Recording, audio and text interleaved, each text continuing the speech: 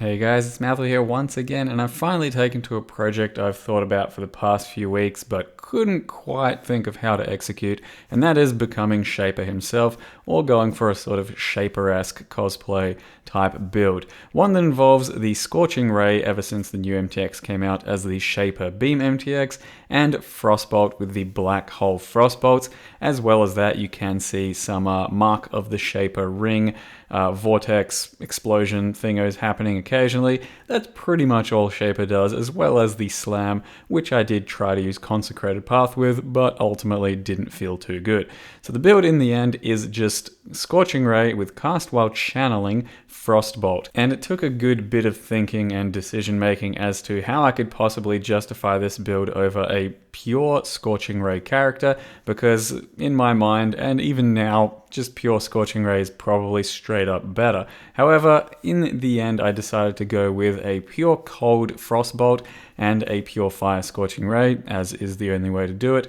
And that means that I do get some nice freezes and shatters from the Frostbolt. It hits fairly hard, and then Scorching Ray does quite a lot of reliable damage over time through burn. And the supports you get aren't really too good, so I had to try and make use of both supports that you can use for both types of skills, including an Empower level 4 in a chest that does +1 to support gem levels, so it's an Empower level 5. And ultimately, that means I have two different elements, both cold and fire, and I'm running elemental equilibrium through the Orb of Storms to try and trigger the weakness to both cold and fire, while raising the lightning, which doesn't really matter. As well as that, I had to somehow rationalize Elementalist in this, which is typically not a very popular Scorching Ray Ascendancy, because I want the Prolif from the freezes, I want the Shock for bosses, and I also wanted a bunch of extra damage, which comes from my 6 golems. So you get 3 golems from going full golem ascendancy. That is the first time I've done that. And then an additional 3 golems coming in from the golem necklace. Having this many golems does give you each of the separate golem buffs, as well as a bunch of extra damage from the golem ascendancy of the elementalist, and in the end gives me a lot of extra damage, a lot of flat damage, which applies to both the Scorching Ray and the Frostbolt. And that is the challenge of the build, scaling both types of damage and making it worthwhile to have the cast while channeling going. So on top of that, I'm also using the Grey Spire Staff for the first time this league. It's been a pretty difficult item to work into a build because overall it's usually just not that worth it, and even in this build, not particularly worth it. You can easily do some Doriani's Catalysts instead. Basically, you'll have a little less damage, but you won't get the 4 to max res. You will, however, get 6 extra gem sockets, which is kind of a deal breaker. I could use a couple extra gem sockets, but I'm getting by just fine at the moment. Build started out as pure meme value. I just wanted to have the Shaper Scorching Ray MTX with some Frostbolts and pretend like I'm Shaper, but it has turned out to be a very satisfying and enjoyable build, and probably my favorite Scorching Ray character I've played to date.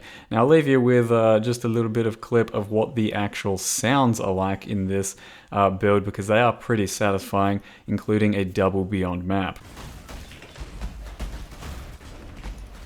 It is nice to have my golems survive maps for a change. Just about every map too. Almost never have to resummon them.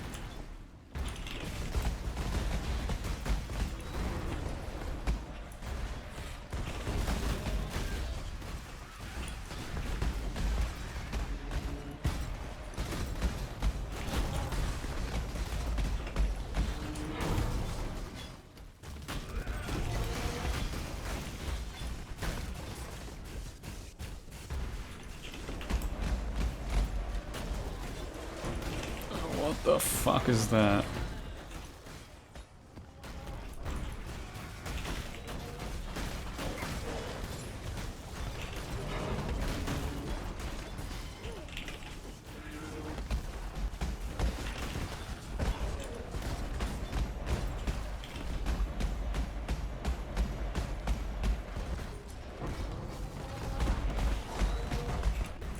So yeah, at this stage of the character, it feels pretty juicy to play, and the sounds in Path of Exile, as always, are amazing. Now, the only actual form of single target I've really had to try out so far on this character is just the Shaper fight. I've got a bunch of Shaper sets, so I decided to actually try it out as a 1v1 Shaper versus Shaper type situation. It's pretty smooth, pretty easy. The playstyle is fairly consistent and safe, and you should be able to get lots of reliable damage in. Though it's not exactly the biggest damage dealer in the world, I did have to avoid a few phases here or there, and I think it's got a chance of doing some Uber Elder. My only real concern is the fact that my golems will probably be dying to just about everything, and that does lower my damage by a bunch, but we'll see how we go in the next day or two. Currently, the build has taken on up to level 80 delves, and for delves it has been amazing, especially for the Vile City biomes where you stand still on the little circles and shoot everything. That has been very safe and very reliable, and I've only actually died on this character one time up until, I don't know, it was like level 70 I think, and I died doing some really stupid shit, not at all related to the character itself. So it has been fairly safe so far as a overall character, and I think probably the funnest version of Scorching Ray I've done, though I'm not too sure I can actually recommend it as a build, because it is pretty much just pure meme value encased in a build. And there are a few little gear requirements here or there to actually get it feeling good, but I'll go over that for you guys right now, what the build entails and how I've built it. So there is the character. It is a level 89 Elementalist called DPS is irrelevant.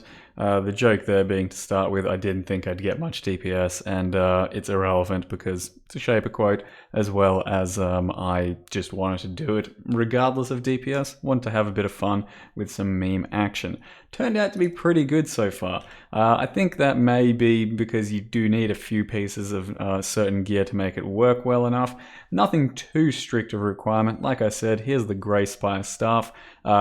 Typically, I don't think it's been used by just about anyone for anything. It's kind of crap for most things. Like I said, just a bit better in damage than 2 catalysts, which are very easy to get. But it also has the 4 to max res, bunch of attack speed if you want to use a movement skill, although I don't really have room for that. And then as well as that, all of that max res, that just a bit more bonus defense when paired with a Wise Oak triple balanced, does mean you have almost Lore Weave levels of defense there. So it's pretty nice for those reasons, but losing the sockets is definitely a bit of a kick in the nuts. Besides that, nothing too special of requirements on the rest of the gear, just a Mark of the Shaper with a Warlord's Mark on hit ring. Everything else is really cheap, except for potentially the chest. I bought this chest for 15 chaos. It's just got +1 socket supports, nothing too special there. Bit of life, bit of resist, so it's nice to have. 15C, very easy to come by these chests. If you can't get the +1 supports, you can get +1 active gems. The idea is just to get +1 on Empower, so that it then benefits both of your other skills in Frostbolt and Scorching Ray. So +1 to active supports will get +1 to both the Frostbolt and Scorching Ray either way. I just decided to go the Empower route because I could find a chest like this for 15C and then go ahead and do that. I vowed my own Empower, so got a level 4 off of a level 3 quite comfortably, 6 link pretty quickly, and then bought these level 21s for not too much, 2x for the Scorching Ray. This one I actually found in a delve myself, so overall, I mean, the character has not cost me much at all, but I feel like without at least level 20 gems and maybe a level 4 Empower, you will struggle to have good endgame single target. However, you'll definitely be able to clear with it if that's what you want to just do some mapping, that sort of thing. Nothing too specific, like I said, in the requirements of the build.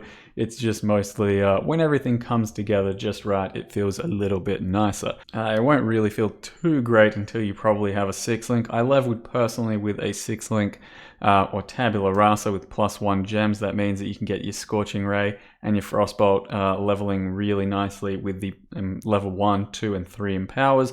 Lots of +1 gems there, and the Castbolt channeling setup at level 38 starts to carry pretty hard, but until then you can Frostbolt quite comfortably with the Frostbolt support, or rather Threshold Jewels, as soon as possible, and that does make the leveling experience quite nice. You can chuck in Scorching Ray whenever you want, but it's more of a Castbolt channeling thing in this build, enabling that sort of damage. So the other supports there are then Empower 4, Controlled Destruction, Cast Spell Channeling, and Efficacy as my last one. Though Elemental Focus could be better for boss fights, I definitely wanted the additional chance to freeze from my Frostbolt because I think that's pretty important for our defense. Currently I've only got 20% chance to freeze. Not sure how else I can really get too much more, but it does help, and you can see it through the clips, freezing various things and giving you that added layer of defense. However, if you were crit, which I don't think I can justify doing, you'd freeze a lot more reliably, so that's something to think about if you want to try going that way. I'm currently Elementalist, so I can get Beacon of Ruin specifically, so that you proliff your freezes, and that does give you a bit more added defense there, but you also get the 20% shock against boss targets, and then I went the Golem route, as I mentioned, that gives you a bunch of extra damage when you summon many Golems. I got one of each, so that does mean I am immune to Chill, Ignite, and Shock. And then on top of that, every additional golem I summon gives me more damage and more buff from my golems. So with this amulet, I then have 6 golems. They do have somewhat of a reduced life pool that way though, 9.4, 8.7, 8.2 at the moment, without the minion life gem, because I can't really fit it in at the moment. But they do survive just fine thanks to being immune to elemental, as well as that sulfur flask and consecrated ground helps them, and a bit of life regen from the passive tree that I actually get from over here, for example. Bit of life regen towards your minions. Overall, they do survive almost every map pretty much unscathed, only in some delve encounters will they actually be dying at the moment, so they are fairly reliable. But you can also get the minion life gem, you can do golem gems, or jewels, jewels that give you regen. You can spec into more regen. The passive tree is definitely very loose in this build because not too much really benefits us. We already get a shitload of extra damage there, and the rest is just coming from the golems, so it's not particularly important. Most importantly, we are getting mind over matter for defense. You're getting elemental overload, so that your Orb of Storms is proccing that a lot of the time. You are getting elemental equilibrium, so that Orb of Storms is then proccing the minus to fire and cold. We're getting bit of curse effect, and an additional curse there. So my Orb of Storms is currently linked to elemental weakness, curse on hit, and as well as that arcane surge. So Orb of Storms serves to give me arcane surge, it also serves to give me elemental weakness and elemental equilibrium. It's pretty damn important in our build, and it's making me consider grabbing some area nodes as my last few points, because I think that would be pretty worth just for our playstyle overall. Besides that, there's not too much else to mention on the passive tree. I grabbed the minion damage nodes so I can grab a few extra minion nodes here or there for damage, and as well as that, you can then grab jewels that give you additional minion damage. I don't think I have any of those though, just life damage, spell damage, that sort of thing. And I also have the Helm enchant that gives 30% increased elemental weakness curse effect. Not super important, I don't think. A bone helmet will be just as good, I'd say, for the 40% minion damage. And I just chaos spammed a ring until I got Warlord's Mark on hit. Turns out to be a pretty decent one. All you're really looking for is Warlord's Mark on hit, maybe a resist, maybe some life. So you can pair it with your Mark of the Shaper for a lot of extra damage. The lightning to spells, which will also help shock things with your Frostbolt when it hits things at a range. And then proliff that shock, so that's pretty handy as well.